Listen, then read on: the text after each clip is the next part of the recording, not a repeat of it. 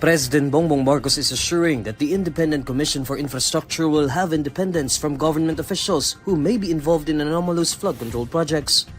In a press conference on Monday, September 15, Marcos says the same cannot be said for the Senate and the House of Representatives, whose members have been linked to the controversy.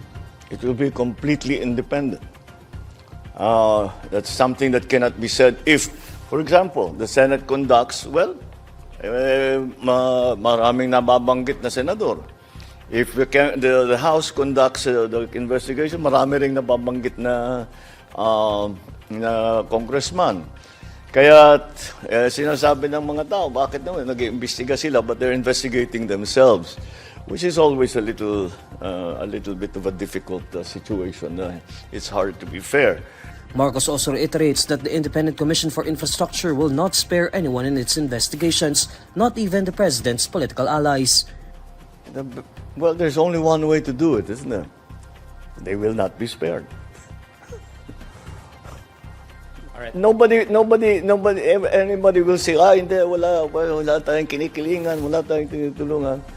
Wala namang maniniwala sa'yo hanggat gawin mo eh. So, gagawin namin. The independent body comprises two members, namely Public Works Secretary Rogelio Babe Singson and SGV and Company Country Managing Partner Rosana Fajardo. On Monday, Marcos appointed former Supreme Court Justice Andres Reyes Jr. as the commission's chairperson. Meanwhile, Baguio City Mayor Benjamin Magalong is the body's special advisor and investigator. Former Public Works and Highways District Engineer Brice Hernandez is now back in the custody of the Senate.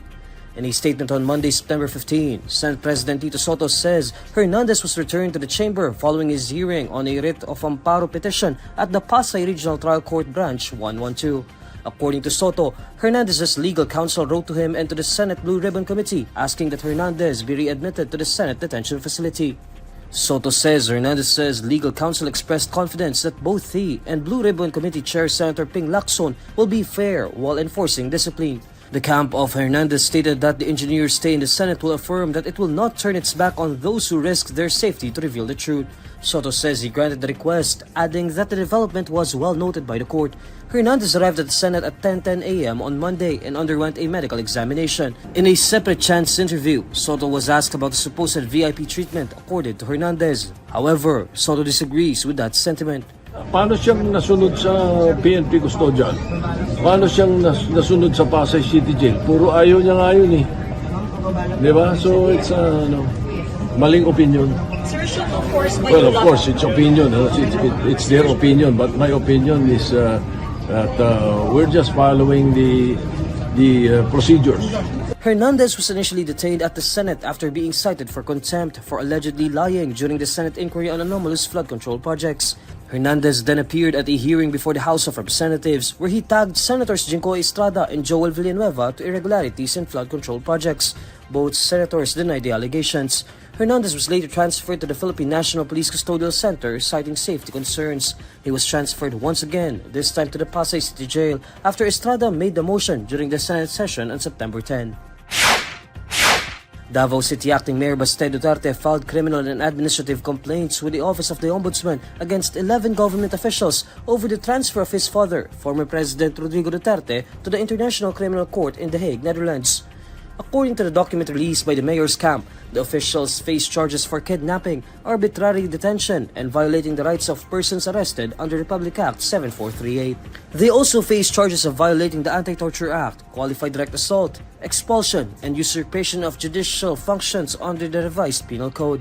They are likewise being charged for allegedly violating the Anti-Graft and Corrupt Practices Act. The accused include top government officials such as Interior Secretary John Vic Remulla, Defense Secretary Gibot Teodoro, National Security Advisor Eduardo Año, and Justice Secretary Boying Remulla. The complaint identifies Justice Secretary Remulla, Teodoro, and Año as the principal officials who allegedly coordinated with the ICC and Interpol to enforce the warrant of arrest against the former President Duterte. The younger Duterte claimed that Justice Secretary Remulla exercised direct control and supervision over Prosecutor General Richard Anthony Fadulyon and Justice Undersecretary Nicolas Felix T. Fadulyon and T are being accused of presenting and enforcing the ICC warrant that led to Duterte's detention. Former Philippine National Police Chiefs General Romel Francisco Marbel and General Nicolas Torre III are also named in the complaints, among others. Marbil was accused of command responsibility, while Torre was alleged to have denied the former president access to legal counsel and medical care during his arrest. As a criminal investigation and detection group director during Duterte's arrest, Torre is being accused of facilitating his supposed forcible transfer to the Netherlands. Former PNP spokesperson Brigadier General Jean Fajardo is also implicated for allegedly concealing Duterte's whereabouts and for being present at Villamor Air Base before his turnover. 2 aircraft operators and police officers were identified as John Doe and Jane Doe in the complaint sheet. The jet owner who transported the former president to the Netherlands faces the same criminal charges. In addition, the younger Duterte filed administrative complaints citing serious dishonesty, gross neglect of duty, grave misconduct, disloyalty to the Philippines, oppression, and conduct prejudicial to the best interests of the service. Justice Secretary Boying Remulla is dismissing the new complaint filed against him by Davao City Acting Mayor Baste Duterte as an organized political move. In an interview with reporters on Monday, September 15, Remulla says he believes the complaint is aimed at undermining his bid to become the next ombudsman. Ano yan, pending na ngayon sa Supreme Court sa sessional case na final nila. So, it's really forum shopping. And it's meant to actually try to shoot down my aspiration to be the ombudsman in this country. Mayor Duterte filed on Monday criminal and administrative complaints before the Office of the Ombudsman in Mindanao against Remulla and 10 other officials. The complaints stemmed from the arrest and transfer of his father, former President Rodrigo Duterte, to the International Criminal Court in March. According to Remulla, the timing is intended to make it impossible for the Judicial and Bar Council to receive the clearance he needs to qualify for the shortlist of ombudsman candidates. Ganun talaga yan. It's really an organized effort for them to shoot down my candidacy as ombudsman. So will it shoot down, sir? May effect po ba yan sa clearance? We can still prevail. I think the truth is on my side.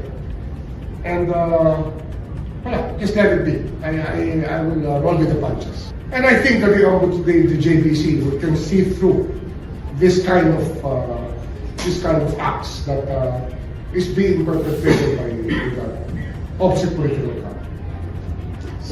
They're making it into a political spectacle, which should not be, because we just want to apply for an office that needs a vigorous leader.